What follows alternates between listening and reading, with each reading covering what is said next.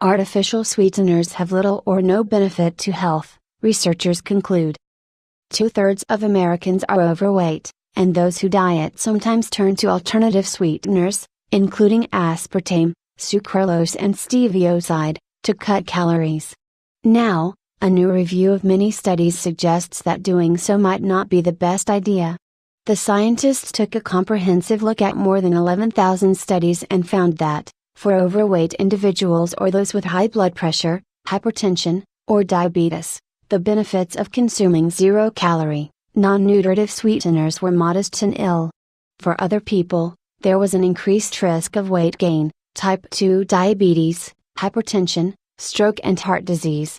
7 biggest diet myths. Overall, the evidence does not support the intended purpose of weight loss and suggests that there might be adverse effects in the long term, said Megan Ozod, lead author of the review and an assistant professor at the University of Manitoba.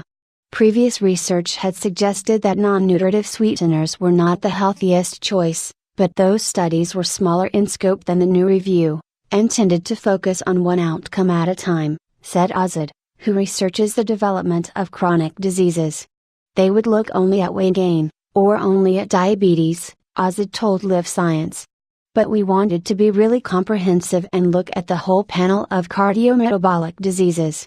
To do so, Ozod and her team screened 11,774 published papers, looking for studies that specifically evaluated the consumption of non-nutritive sweeteners in people ages 12 and older. Some of the studies that the researchers looked at were randomized controlled trials, which are the strongest type of scientific evidence. In the trials, half of the participants were asked to consume the alternative sweeteners and the other half were asked not to, and the scientists looked for differences between the groups. The researchers also looked at observational studies, where patients were asked if they used non-nutritive sweeteners. Artificial sweeteners and body mass index. The team was primarily interested in how the sweeteners might be linked with people's body mass index, the measure of body fat based on weight in relation to height. But they were also interested in studies that reported on weight gain, obesity, glucose metabolism, type 2 diabetes, hypertension and other heart and kidney related outcomes. Based on these criteria, the researchers narrowed the number of published papers down to 37.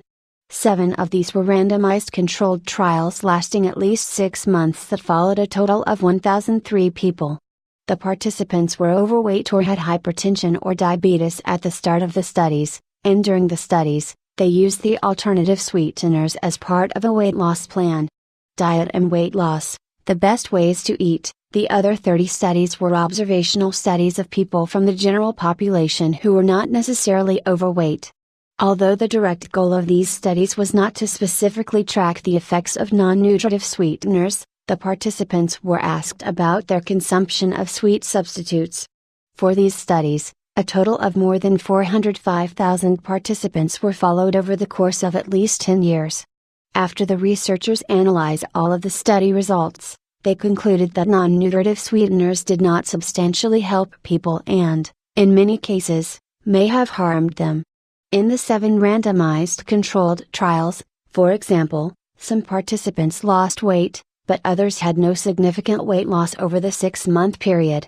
In the 30 observational studies, the researchers found a link between consuming artificial sweeteners and higher risks of gaining weight, becoming obese, and developing high blood pressure, diabetes, heart disease and other health issues, the scientists reported.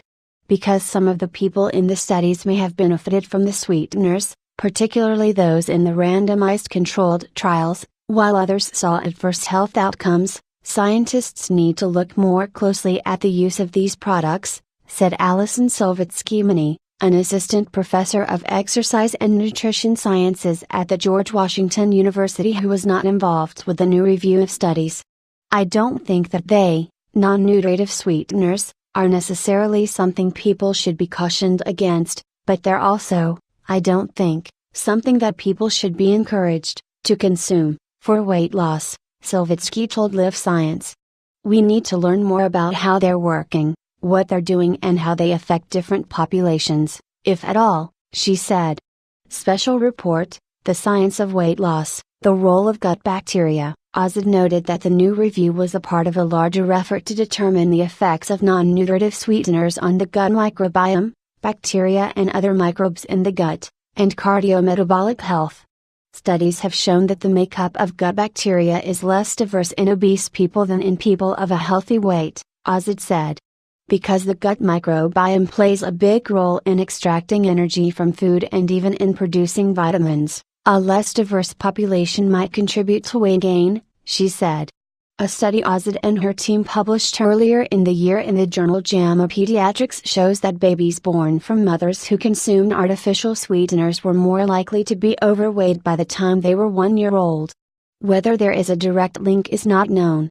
But one of her next research projects is to analyze the gut microbiomes of babies whose mothers have consumed artificial sweeteners.